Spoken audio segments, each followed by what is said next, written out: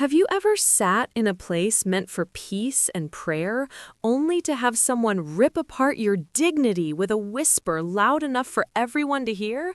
That happened to me on Christmas Eve in the middle of Mass, surrounded by hymns and candlelight, when my aunt decided that the holy silence was the perfect moment to judge my entire existence. Picture this. The church was dimly lit with warm, golden light filtering through stained glass windows. The smell of incense hung thick in the air.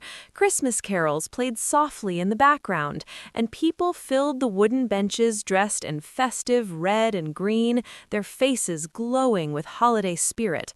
I was sitting a few rows back from the front, quietly holding my hymnal, absorbed in the peaceful atmosphere, when my aunt, sitting just one row ahead, turned to her friend and whispered in that exaggerated stage whisper that echoes through quiet spaces. She said, loud enough for half the church to hear, "I think they're probably unemployed right now, just wandering around doing nothing all day." Then she let out this fake sympathetic sigh and added, "It's sad, but every family has one, you know." A few people nearby glanced at me, their eyes filled with pity or judgment, before quickly looking away. My chest tightened, my fingers clenched around the hymnal so hard my knuckles turned white. But I just closed my eyes and thought to myself, unemployed? I literally finished approving payroll for 27 employees this afternoon before I came here. That night, on Christmas Eve, she called me probably unemployed in front of God and everyone. 2 days later, when I signed my company's annual bonus check in front of her, a check from my $2.9 million company, the word jobless took on a whole new meaning for her, one she'd never forget.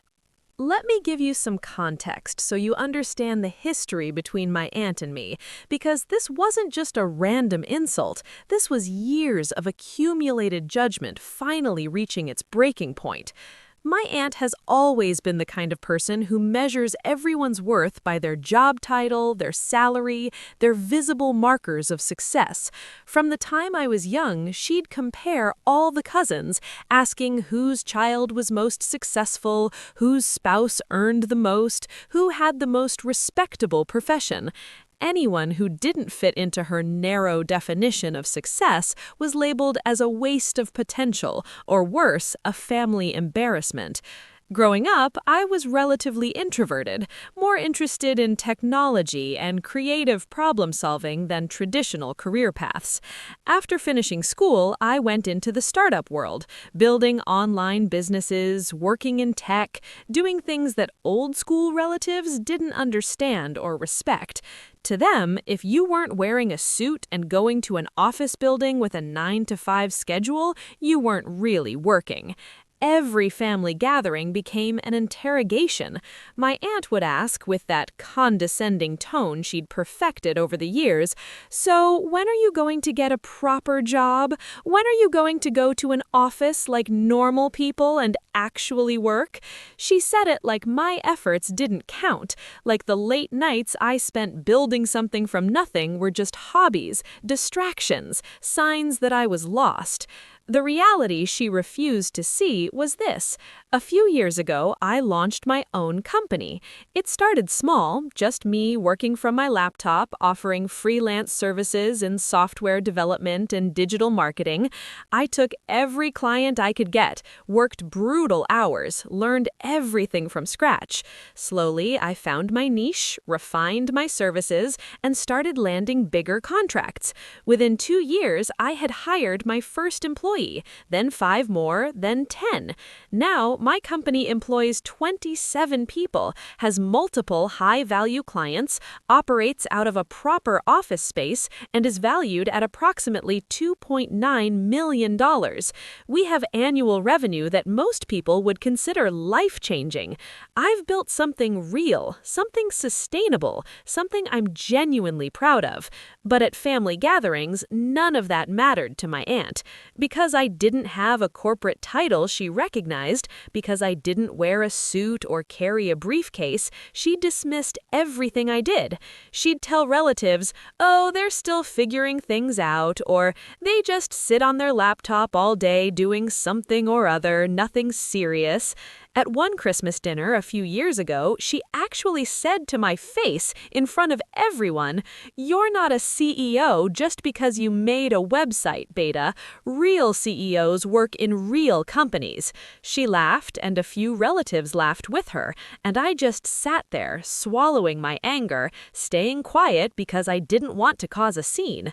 But every insult, every dismissive comment, every belittling remark, they all stacked up inside me, building pressure, waiting for the right moment to be released. Christmas Eve arrived, and like every year, our entire extended family gathered at the church for midnight mass. The church was beautiful that night, decorated with wreaths and white lilies, candles flickering on every surface, the choir warming up in the corner. My aunt was heavily involved in the church arrangements, as usual, making sure everyone knew how much effort she put into organizing things, how central she was to the community. When I arrived, she gave me one of her tight, fake smiles and said, "Oh, you made it. That's good. At least you're free these days, no work tying you down, right?" Her tone was dripping with condescension, as if my presence was some kind of charitable act on my part, showing up because I had nothing better to do. I forced a smile, said nothing, and took my seat a few rows back. The service began, hymns were sung, prayers were recited, and for a while everything felt peaceful.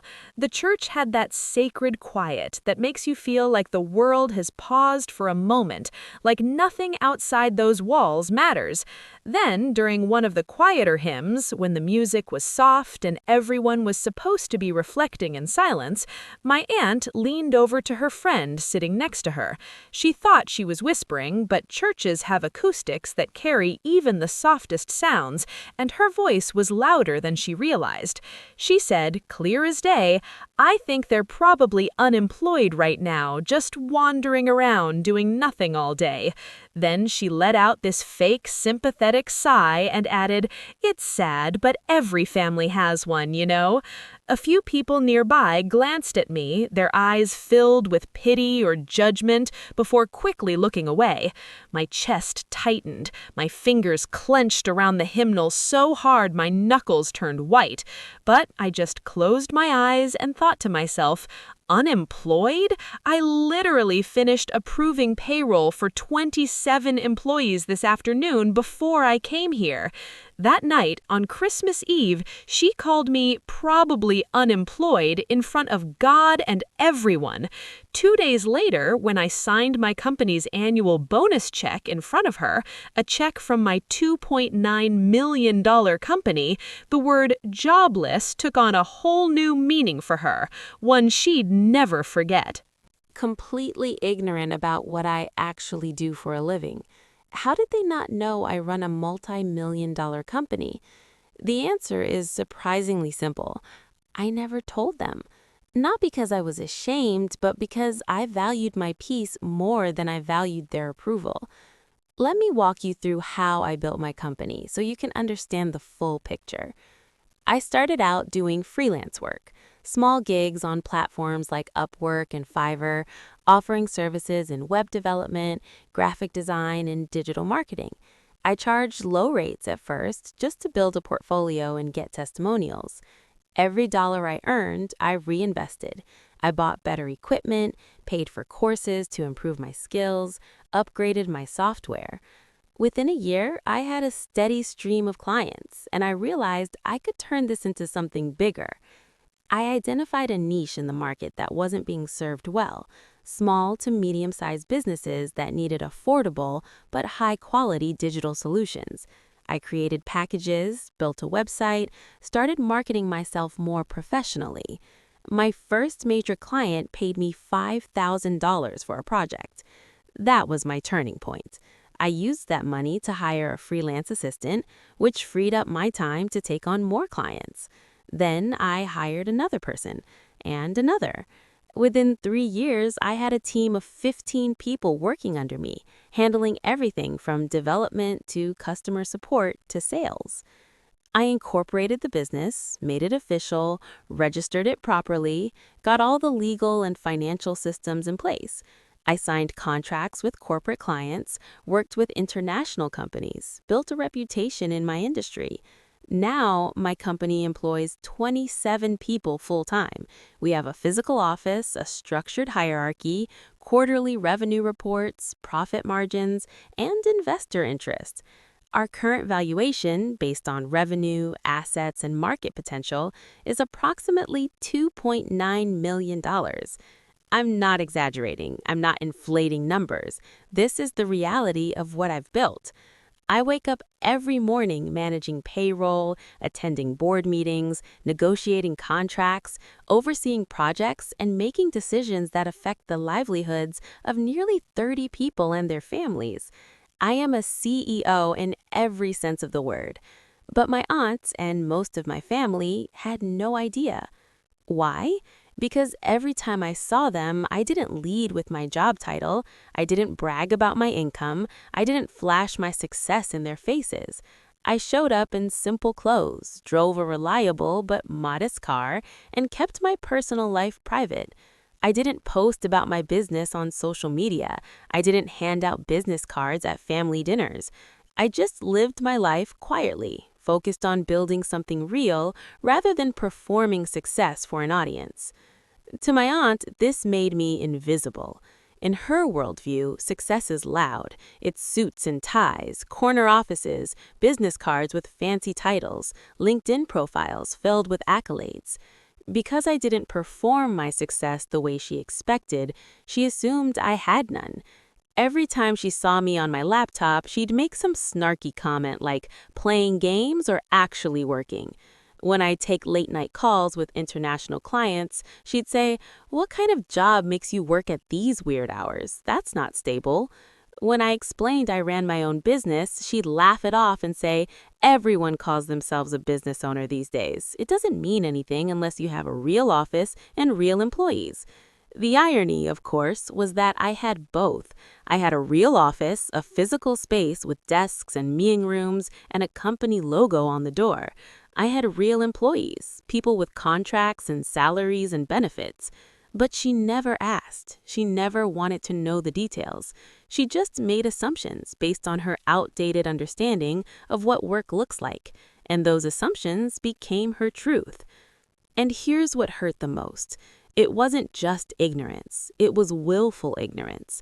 She didn't want to believe I was successful because it didn't fit the narrative she'd built about me.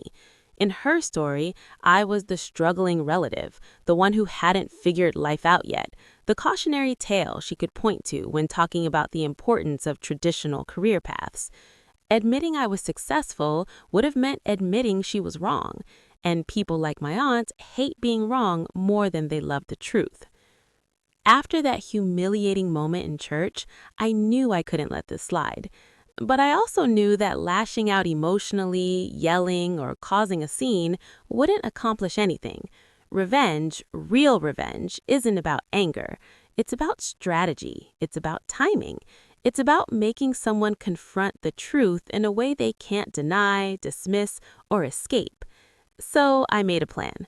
I decided that I would reveal my success during the Christmas season in front of the same people who had witnessed her insult in a way that was calm, classy, and undeniable.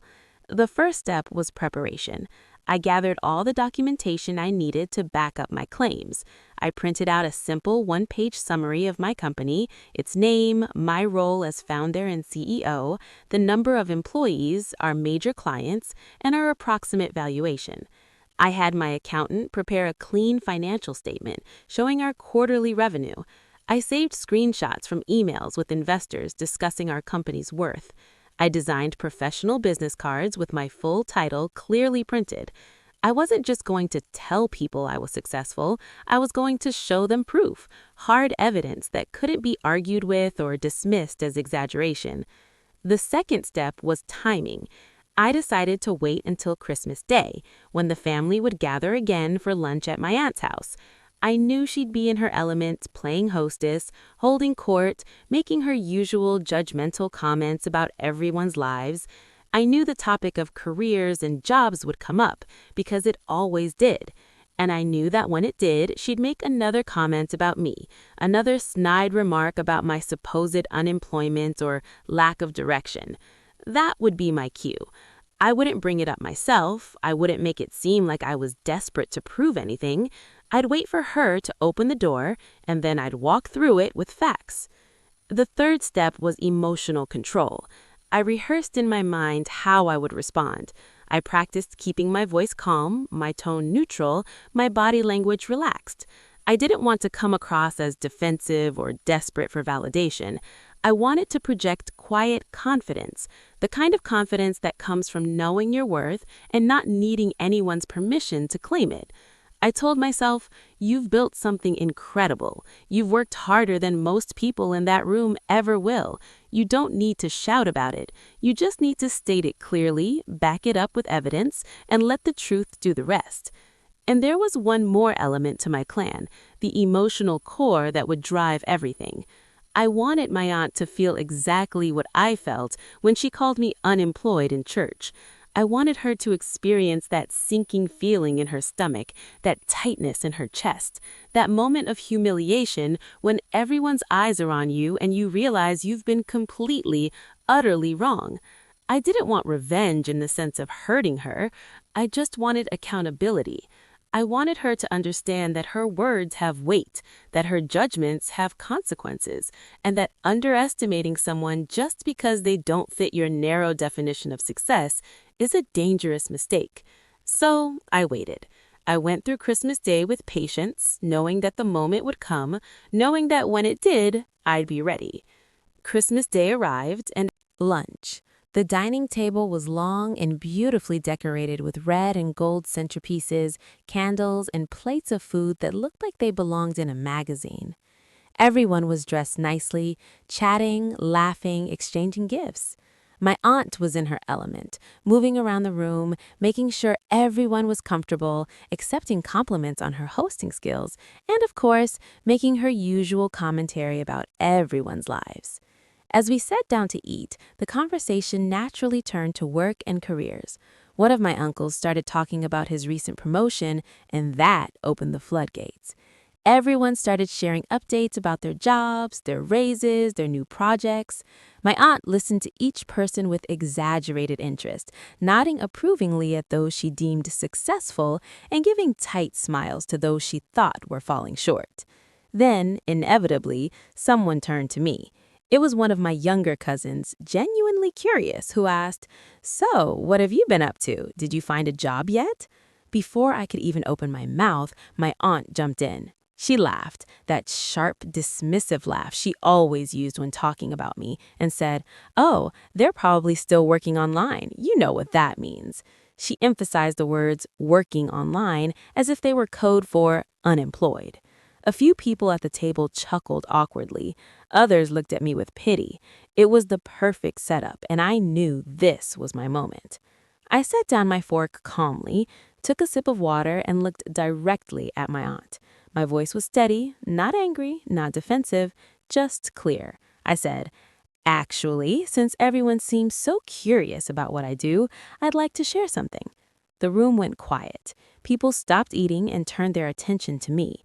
I reached into my bag and pulled out one of my business cards. I slid it across the table toward my aunt. She picked it up, read it, and her face went from smug confidence to confusion. The card read, my full name, founder and CEO, followed by my company's name. She stared at it for a moment, then looked up at me, clearly not understanding. I continued, "I'm not unemployed. I actually employ people, 27 people to be exact." I pulled out my phone and opened a folder with screenshots. I showed the table a recent email from my accountant summarizing our quarterly earnings. I showed them a message from an investor discussing our company's valuation. And then I said, calm and matter of fact, As of this quarter, the company I founded and run is valued at approximately $2.9 million. So when you were praying for me to find a job at Mass the other night, I was actually closing our fourth quarter and approving year-end bonuses for my team. The silence that followed was deafening. You could hear a pin drop. My uncle, the one who had just bragged about his promotion, stared at me with his mouth slightly open. My younger cousins looked impressed, whispering to each other. My father, sitting at the far end of the table, smiled quietly, a look of pride in his eyes. And my aunt, my loud, judgmental, always right aunt, sat frozen. Her face had gone pale. She opened her mouth to say something, then closed it. She looked down at the business card again, as if rereading it would change what it said. Finally, one of my uncles broke the silence. He said, "Wait, you own a company? Why didn't you ever tell us?" I shrugged and replied, "Because I didn't think I needed to. I was too busy actually building it to spend time talking about it." My aunt, trying desperately to recover, forced a smile and said, "Well, that's wonderful. I had no idea." Her voice was shaky, lacking its usual confidence.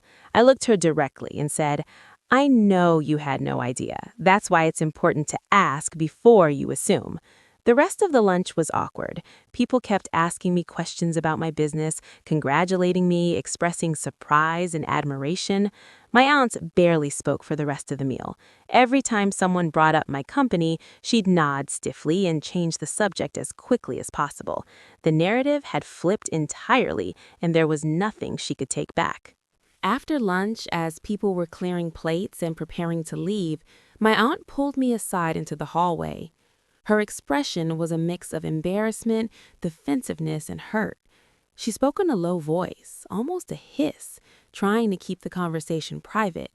She said, "You made me look like a fool in there. Why would you do that in front of everyone?" I took a deep breath, keeping my voice calm and measured. I replied, "I made you look like a fool? You whispered that I was probably unemployed in the middle of Christmas Eve Mass, loud enough for half the church to hear. You've spent years telling people I'm just wandering around with no direction, no real job, no future. You made assumptions about my life without ever once asking me for the truth.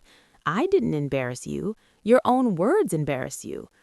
She tried to defend herself, her voice rising slightly. "I didn't mean it like that. I was just concerned. You never talk about your work, so how was I supposed to know?" I shook my head. Concerned people ask questions. Judgmental people make assumptions. You never asked me what I do. You never wanted to know. You just decided I was a failure because I don't work the way you think people should work. And then you broadcasted that opinion to everyone who would listen. She looked away, unable to meet my eyes. She said quietly, "You could have told me privately. You didn't have to correct me in front of the whole family." I leaned in slightly, my tone firm but not cruel. "You didn't embarrass me privately. You did it publicly, in church, during Mass, in front of family and strangers. If you'd asked me in private, I would have told you in private. But you chose to make my career your public commentary, so I chose to make the truth public too. That's fair." There was a long pause. She looked like she wanted to argue, to defend herself further, but she couldn't find the words. Finally, I said, "Here's what I need you to understand. From this point forward, my career, my income, my choices, they're not topics for your judgment or your gossip. If you don't know something about my life, don't assume the worst, and definitely don't announce your assumptions as facts to other people. I've worked too hard and sacrificed too much to let anyone, family or not, reduce my success to a punchline." She nodded slowly, still unable to look at me directly. I added one final boundary. The people who stay quiet aren't always struggling. Sometimes they're just focused, building something real while everyone else is busy talking. Remember that before you judge someone again. With that, I walked away, leaving her standing in the hallway alone with the weight of her own words. So here's the lesson I want you to take from this story, the truth I learned the hard way. The people in your family who talk the loudest about your life are often the ones who know the least about it. My aunt had no idea what I was building, what I was achieving, what I was sacrificing to create something meaningful. But that didn't stop her from making judgments, spreading her assumptions as if they were facts, and publicly humiliating me based on her ignorance. She saw that I didn't fit her narrow definition of success, and instead of asking questions or showing curiosity, she wrote me off as a failure.